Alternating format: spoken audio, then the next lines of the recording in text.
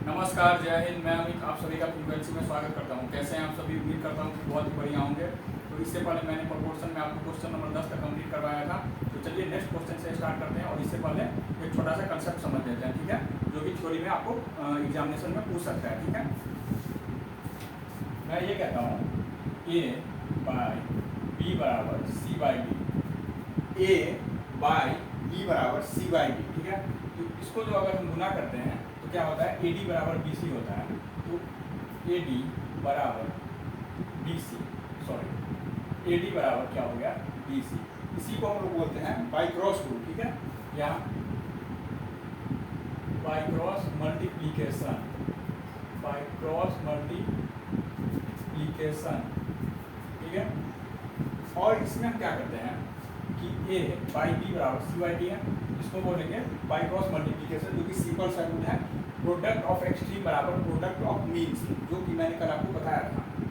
Next है कि ए अनुपात बी बराबर सी अनुपात डी, यानी कि ए बाई बी बराबर सी बाई डी। इसमें हम क्या अलग बताने जा रहे हैं वो ध्यान दीजिएगा कि इसमें इन्वर्टेंडो का एक रूल मैं बताने जा रहा हूँ कि इन्वर्टेंडो का मतलब ये होता है कि अगर जो भी इसमें यहाँ पे क्या है, डिनोमिनेटर में क्या है, बी है, अगर हम इसको न्यूमरेटर में लिखते हैं और ए न्यूमरेटर में है, अगर इसको हम डिनोमिनेटर में लिखते हैं यानी कि बी के स्थान पर लिखते हैं, तो क्या हो जाता है, उल्टा हो जाता है, यानी कि इन्वर्ट हो जाता है। ठीक है, तो इसको हम लोग बोलते हैं इन्वर्टेंडो रूल। यानी कि मैं ये कह रहा हूँ बी बाई ए बराबर डी बाई सी। ठीक है, यानी कि ए डी बराबर क्या हो गया, बी सी हो गया। यहाँ पे बी बाई ए बराबर क्या हो गया, डी बाई सी हो गया। तो ए डी बराबर क्या हो गया, बी सी, यानी कि ये क्या हो गया, उल्टा हो गया। ठीक है, यानी कि जो ए बाई बी बराबर सी बाई डी दिया गया था, इसको हमने क्या किया, उल्टा कर दिया, यानी कि ए के जगह पर क्या कर दिया, बी कर दिया, और बी के जगह पर ए। ठीक है, और सी के जगह पर डी के जगह पर सी, यानी उल्टा हो जाना, इन्वर्ट हो जाना। ठीक है, इसी को हम लोग बोलेंगे इन्वर्टेंडो रूल। ये ध्यान रखिएगा, इसको हम लोग बोलते हैं इन्वर्टेंडो, इन्वर्टेंडो। ठीक है, ए अनुपात बी बराबर सी अनुपात डी, यानी कि ए बाई बी बराबर क्या है, सी बाई डी। तो अगर ये क्या है, न्यूमरेटर में है ए, और सी भी क्या है, न्यूमरेटर में है, तो इसको हम ऐसे लिख सकते हैं ए अनुपात सी बराबर बी अनुपात डी। ठीक है, ए अनुपात सी बराबर बी अनुपात डी, यानी कि ये ऊपर नहीं अनुपात लग जाता है, इसको हम लोग बोलते हैं, इसको हम लोग बोलते हैं, या इसको आप डायरेक्ट ऐसे भी लिख सकते हैं, ए बाई सी बराबर बी बाई डी लिख सकते हैं। तो जिस तरह से इसको इन्वर्टेंडो बोलते हैं, यानी उल्टा करते हैं, अंश की जगह पे हर की जगह पर अंश लिखते हैं, तो इसको उल्टा बोलते हैं, इन्वर्टेंडो बोलते हैं। तो इसको हम लोग बोल लेंगे अल्टरनेंडो, अल्टरनेंडो। ठीक है, नेक्स्ट है ए अनुपात बी बराबर सी अनुपात डी। ठीक है, तो इसमें हम लोग क्या करते हैं कि ये क्या है, ए बाई बी बराबर क्या है, सी बाई डी है, तो इसको हम आगे यहाँ पे लिखते हैं। तो A plus B by B बराबर C plus D by D, इसको हम लोग बोलते हैं कॉम्पोनेंडो, कॉम्पोनेंडो। ठीक है, मैंने क्या बताया कि यहाँ पे अगर ए बाई बी है बराबर सी बाई डी है, तो इसको हम लोग क्या लिखते हैं, अगर अंश और हर को जोड़ देते हैं और हर से भाग देते हैं, यानी बी से भाग देते हैं, अंश और हर को जोड़ देते हैं और हर से भाग देते हैं, तो उसको हम लोग बोलते हैं कॉम्पोनेंडो रूल। उसी तरह, ठीक उसी तरह ए बाई बी बराबर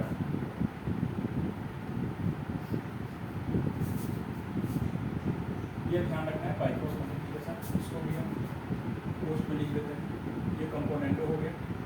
ए बाई बी बराबर क्या है, सी बाई डी, यानी सी अनुपात डी के बराबर है। तो इसको हम क्या बोलेंगे, ए माइनस बी बाई बी बराबर सी माइनस डी बाई डी। ठीक है, यानी कि अंश और हर में से क्या करेंगे, माइनस करेंगे, अंश हर को माइनस करेंगे और हर से भाग देंगे, अंश में से हर क्या करेंगे, माइनस करेंगे और हर से भाग देंगे, यानी कि डिनोमिनेटर से भाग देंगे। इसको हम बोलते हैं डिविडेंडो रूल। इसको हम क्या बोलते हैं, डिविडेंडो रूल। ठीक है, कॉम्पोनेंडो और डिविडेंडो। नेक्स्ट है, अगर हम कॉम्पोनेंडो और डिविडेंडो दोनों को जोड़ दें, यानी कि ए प्लस बी बट्टा बी बट्टा ए माइनस बी बट्टा बी, ये हो गया जोड़ने से, बराबर सी प्लस डी बट्टा डी बट्टा सी माइनस डी बट्टा डी। ठीक है, तो इससे क्या होगा, बी से बी कैंसिल हो गया, डी से डी कैंसिल हो गया, तो ए प्लस बी बटा ए माइनस बी बराबर सी प्लस डी बटा सी माइनस डी। इसी को हम लोग बोलेंगे कॉम्पोनेंटो एंड डिविडेंडो, कॉम्पोनेंटो एंड डिविडेंडो। ठीक है, ध्यान रखिएगा, इसको बोलेंगे कंपोनेंटो एंड डिविडेंडो। क्यों? यहाँ पे क्या हो रहा है, ऐड हो रहा है, यानी ऐड किसमें होता है, कंपोनेंटो में, और डिविडेंडो में क्या होता है, माइनस हो जाता है, यानी कि सब्सट्रैक्शन हो जाता है। तो कंपोनेंटो एंड डिविडेंडो ये रूल है। सातवां है, अगर ए बाई बी है,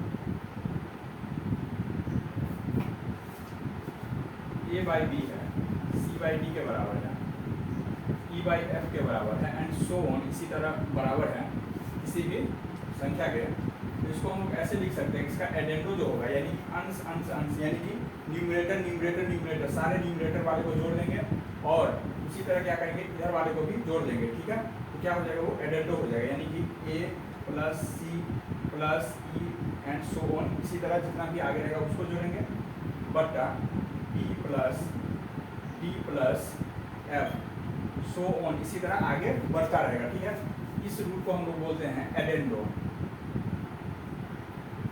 एडेंडो रूल। ठीक है, ये हो गया एडेंडो रूल। ठीक है, इसी तरह नेक्स्ट है,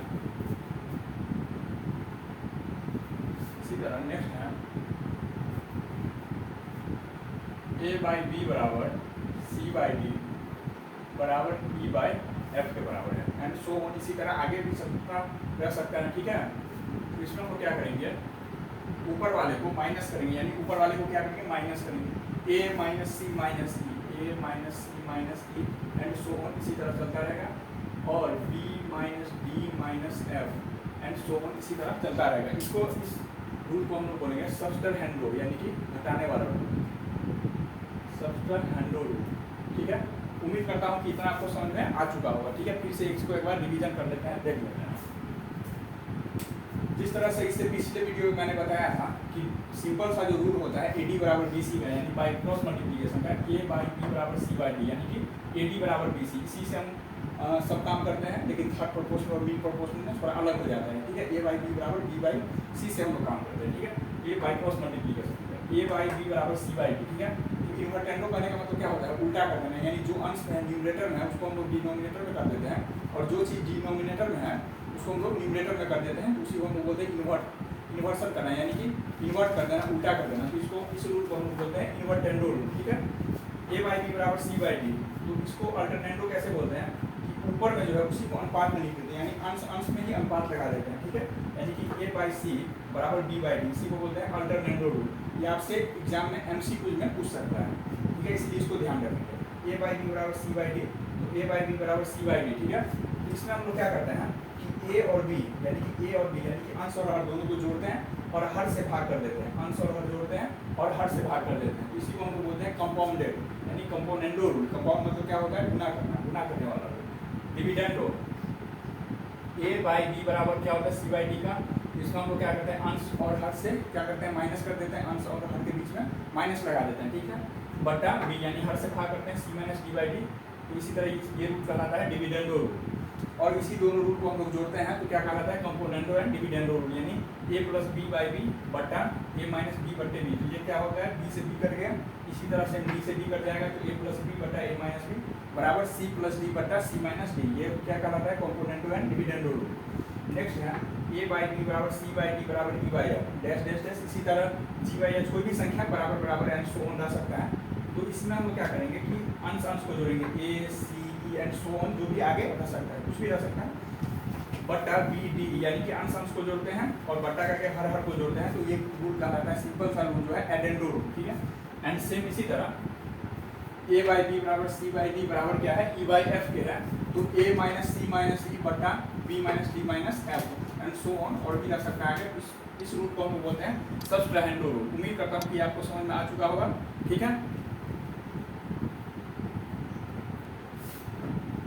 चलिए नेक्स्ट क्वेश्चन से स्टार्ट करते हैं, यानी क्वेश्चन नंबर 11 से। ठीक है, उम्मीद करता हूँ कि आपको मैंने जो भी पीछे कंसेप्ट समझाया वो आपको समझ में आ चुका होगा।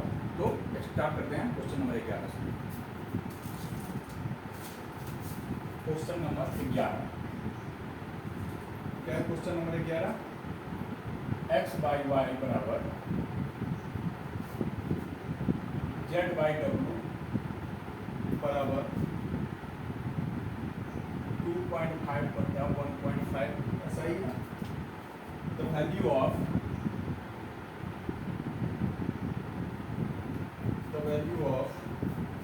एक्स प्लस जेड बटा वाई प्लस डब्ल्यू ईच, ठीक है, यही पूछ रहा है। एक्स वाई जेड डब्ल्यू ढाई और वैल्यू ऑफ, इसमें ये पूछ रहा है कि दिया गया है एक्स बाई वाई बराबर जेड बाई डब्ल्यू बराबर 2.5 बटा 1.5, the value of X plus Z बटा वाई प्लस डब्ल्यू क्या होगा, ठीक है। तो सिंपल सा है, इसका सॉल्यूशन क्या होगा, आंसर क्या होगा कि एक्स बटे वाई, ये भी किसके बराबर है, एक कांस्टेंट, यानी कि कांस्टेंट जिसका वैल्यू फिक्स हो। तो जिसमें नहीं दिया गया था वो मैंने बताया था कि उसको हम के मान लेते हैं, ठीक है। तो इसमें क्या दिया गया है, कांस्टेंट वैल्यू दिया गया है, यानी कि एक्स बाई वाई भी किसके बराबर है, इसके बराबर है कांस्टेंट के, और जेड बाई डब्ल्यू भी किसके बराबर है, 2.5 और 1.5 के। तो 1.5 हो गया यहाँ पर, और जेड बाई डब्ल्यू ये भी किसके बराबर दिया गया है, 2.5 और 1.5 के बराबर दिया गया है। तो पूछ क्या रहा है सवाल में, एक्स प्लस जेड बटा वाई प्लस डब्ल्यू क्या होगा। तो एक्स का मान क्या है यहाँ पे 2.5 प्लस जेड का मान क्या है यहाँ पे 2.5, और वाई का वैल्यू क्या है, वाई बराबर क्या है 1.5, एंड डब्ल्यू का वैल्यू क्या है 1.5। तो ढाई ढाई कितना होता है 5, और 1.5 1.5 यानी डेढ़ कितना होता है 3। तो इसका आंसर क्या हो गया 5/3। उम्मीद करता हूँ कि आपको समझ में आ चुका होगा। सिंपल सा दिया गया था एक्स और वाई का वैल्यू और जेड और डब्ल्यू का वैल्यू, उसी को इसमें पुट करेंगे तो 5/3 आपका आंसर आ जाएगा, ठीक है।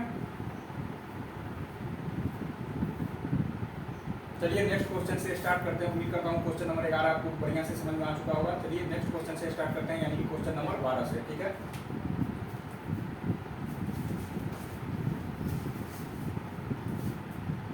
क्वेश्चन नंबर 12 क्या कहता है, question number 12, if 5x minus 3y बटा 5y माइनस 3x बराबर 3/4, ठीक है। द वैल्यू ऑफ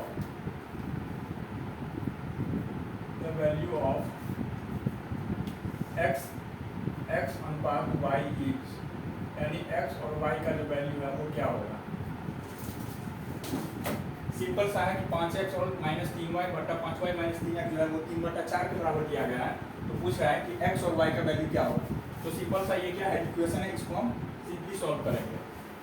कैसे सॉल्व करेंगे, 5x माइनस 3y बटा 5y माइनस 3x बराबर 3/4। तो क्या करेंगे, बाई क्रॉस मल्टीप्लीकेशन करेंगे। बाई क्रॉस मल्टीप्लीकेशन क्या होता है, कोना को नहीं गुना करना, ठीक है। तो 4 से 5 को गुना करेंगे तो क्या हो जाएगा 20x माइनस 12y बराबर 15y माइनस 9x, ठीक है। तो यहाँ पे क्या है 20x है, तो यहाँ पे क्या है माइनस में, तो यहाँ पे क्या चलाएगा इस साइड, यानी कि लेफ्ट साइड में आएगा तो क्या होगा प्लस में हो जाएगा। तो 9x बराबर 15y प्लस 12y, तो 29x बराबर क्या हो जाएगा 27y, यानी कि x बट्टे y बराबर क्या होगा 27/29। उम्मीद करता हूँ कि आपको समझ में आ चुका होगा, यानी कि x और y का अनुपात पूछ रहा था तो कितना होगा 27 और 29 होगा, ठीक है। उम्मीद करता हूँ कि आपको समझ में आ चुका होगा। चलिए नेक्स्ट क्वेश्चन स्टार्ट करते हैं, क्वेश्चन नंबर 13 से, ठीक है। क्या है क्वेश्चन नंबर 13, इफ a अनुपात b बराबर 3:2 है, एंड और b अनुपात c बराबर जो है, b/c बराबर जो है 3:5 के अनुपात में है, देन ABC इज, यानी a अनुपात b अनुपात c, इसका मान क्या होगा, यही पूछा है। इसमें हम लोग क्या करेंगे, इसका सॉल्यूशन जो होगा, यानी कि b इसमें भी कॉमन है और इसमें भी कॉमन है, यानी कि दोनों में कॉमन है, यानी कि इसमें क्या है a कॉमन नहीं है और इसमें c नहीं है, ठीक है। तो क्या कॉमन है, यानी कि जो दोनों में हो, दोनों में क्या है, यहाँ पे b है और यहाँ पर b है, तो हम लोग क्या करेंगे, जो कॉमन होता है उसको बीच में रख लेते हैं, ठीक है। ABC, a अनुपात b अनुपात c हो गया, ठीक है। तो a का वैल्यू क्या हो जाएगा, यहाँ पे 3 दिया गया है, और यहाँ पर कितना है b का वैल्यू कितना है 3 है और 5 है, ठीक है। तो तो मैं ये आपको समझाना चाहता हूँ, यहाँ पे क्या हो जाएगा, यहाँ पे क्या हो जाएगा, कुछ नहीं है तो इसी को हम लोग यहाँ पे उठा के रख देंगे, ठीक है, 2 हो जाएगा। और यहाँ पे क्या हो जाएगा, यहाँ पे कुछ नहीं है तो यही 3 को यहाँ पे उठा कर रखेंगे। तो 3 3 जा 9, 2 3 जा 6 और 2 5 जा 10 हो गया। यानी कि A अनुपात B अनुपात C बराबर कितना हो गया, A अनुपात B अनुपात C बराबर कितना हो गया, 9 अनुपात 6 अनुपात 10। ठीक है, इस तरह से आप सॉल्व कर सकते हैं। एक दूसरा भी तरीका मैं आपको बता देता हूँ, या A बट्टे B बराबर कितना है 3 बट्टे 2, ठीक है, और B बट्टे C कितना दिया गया है 3 बट्टे 5। यानी कि यहाँ पे क्या है, B का वैल्यू 2 है, यहाँ पे 3 है, तो इस 3 से जो है यहाँ पे ऊपर नीचे दोनों गुना करेंगे, यानी कि अंश में भी और हर में भी। तो क्या हो जाएगा यहाँ पे 3 बट्टे 3, यानी कि क्या हो जाएगा 3 3 9, 3 गुना 6 हो जाएगा। और यहाँ पे क्या है, यहाँ पे B में 3 है, तो यहाँ पे B का मान कितना है 2 है, ओरिजिनली जो दिया गया है, तो इस 2 से गुना कर देंगे, ठीक है। तो कितना हो जाएगा 2 3 6 और 5 गुना 10। तो देखो 6 6 क्या हो गया, कॉमन हो गया, यानी कि B का मान क्या हो गया, बराबर हो गया। तो यहाँ पे A B C का वैल्यू क्या होगा, A का 9 है, यानी A अनुपात B अनुपात C बराबर 9 अनुपात 6 अनुपात 10। उम्मीद करता हूँ कि आपको बढ़िया से समझ में आ चुका होगा, ठीक है। चलिए नेक्स्ट क्वेश्चन से स्टार्ट करते हैं, क्वेश्चन नंबर 14 से। क्या है क्वेश्चन नंबर 14, इफ x/2 बराबर y/3 बराबर z/7 ये दिया गया है, देन द वैल्यू ऑफ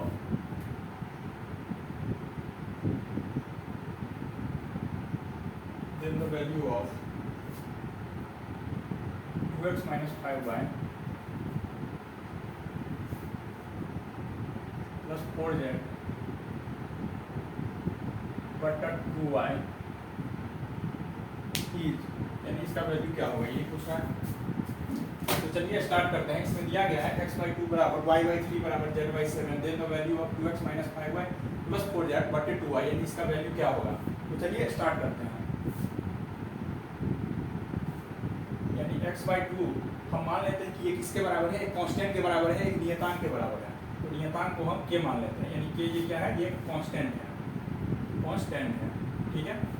दूसरा y/3 भी किसके बराबर है, एक नियतांक के बराबर है, और z/7 भी किसके बराबर है, ये k के बराबर है, ठीक है। तो चलिए, तो x बराबर क्या होगा 2k हो जाएगा, y बराबर 3k, z बराबर क्या हो जाएगा 7k के बराबर हो जाएगा, ठीक है।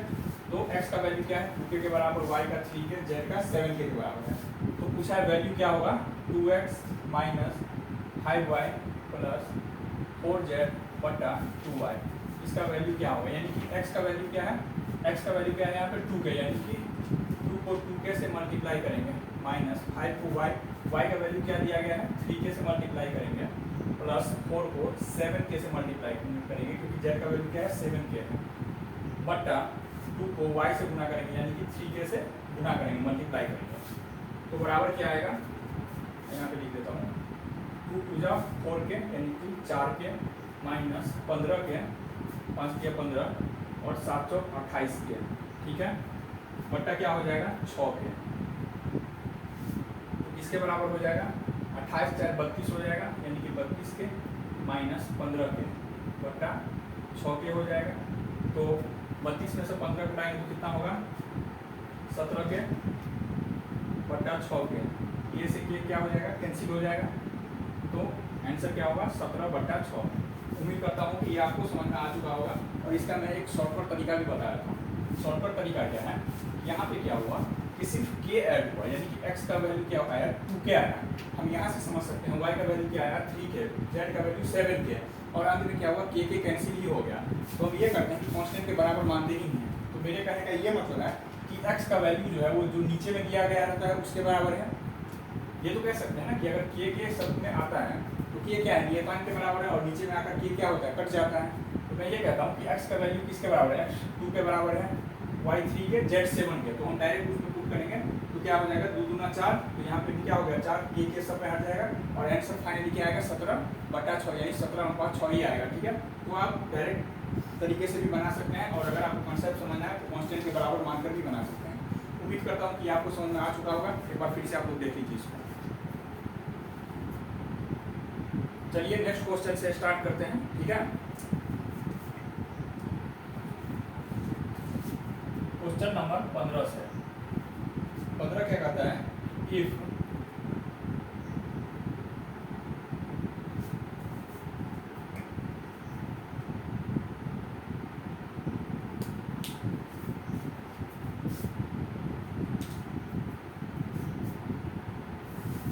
x अनुपात y, इसका जो वैल्यू है 2:3 के बराबर है। ठीक है, y अनुपात z जो है वो किसके बराबर है, 4:3 के बराबर है। then x y z is, then x y z is, यानी कि x y z का वैल्यू क्या होगा। तो हम जानते हैं कि x और y यानी कि इसमें क्या कॉमन है, y y दोनों में कॉमन है। ठीक है, तो इसको हम जिस तरह से प्रीवियस क्वेश्चन को सॉल्व किया है उसी तरह से करेंगे, यानी कि जो कॉमन रहता है उसको हम बीच में लिखते हैं। ठीक है, तो x y और क्या होगा z हो जाएगा, तो 2:3 और क्या होगा 4:3। इसी 3 को हम क्या करेंगे, बगल वाला जो रहता है उसी को रिपीट कर देते हैं और इसमें क्या लिखेंगे, यहाँ पे 4 लिखेंगे। तो 2 4 जा 8, 3 4 जा 12, 3 3 जा 9, यानी कि x y और z इसका जो अनुपात है 8 12 और 9 है। तो x y z बराबर क्या होगा, तो यही हो जाएगा 8 12 और 9 हो जाएगा, यानी कि सिंपल सा आंसर। ठीक है, नेक्स्ट क्वेश्चन स्टार्ट करते हैं। क्वेश्चन नंबर 16 क्या कहता है, क्वेश्चन नंबर 16, डिवीजन ऑफ रुपया 750 यानी 750 इंटू 3 पार्ट्स। ठीक है, इन द रेशियो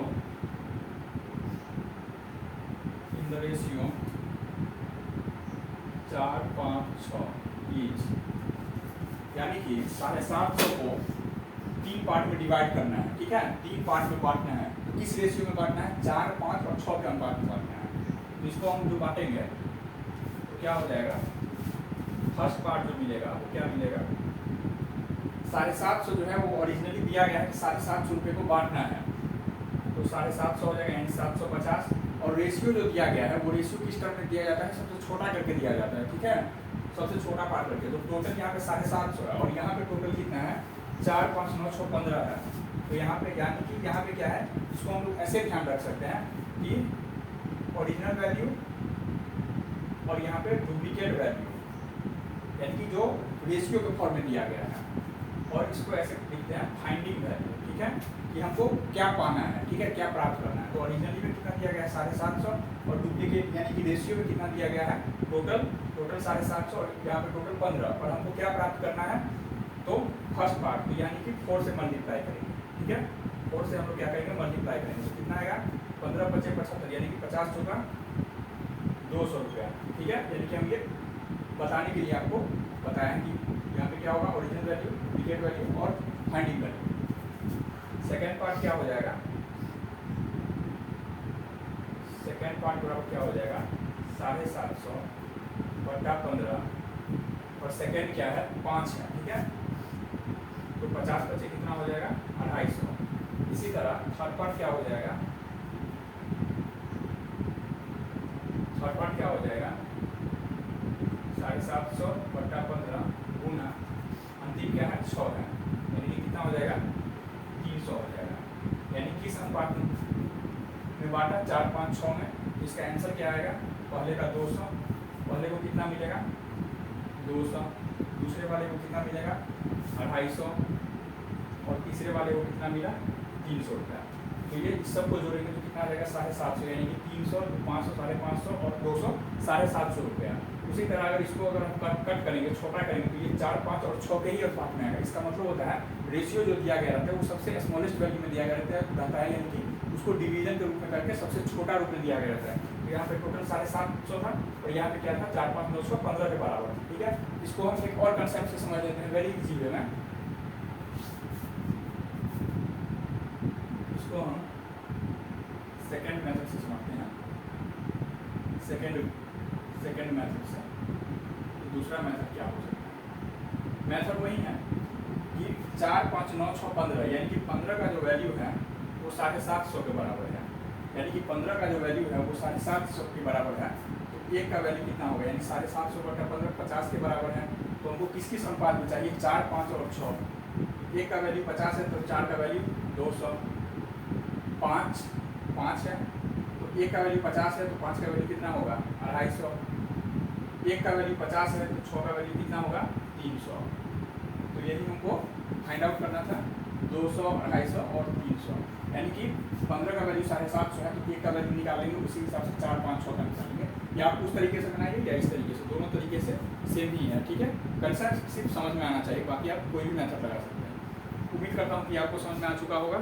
ठीक है, मिलेंगे नेक्स्ट क्लास में, क्योंकि इसमें वीडियो थोड़ा लंबा हो गया है। ठीक है, और मैं कोशिश करता हूँ कि रोज़ वीडियो अपलोड करूँ। ठीक है, मिलेंगे नेक्स्ट क्लास में, तब तक के लिए थैंक यू, जय हिंद।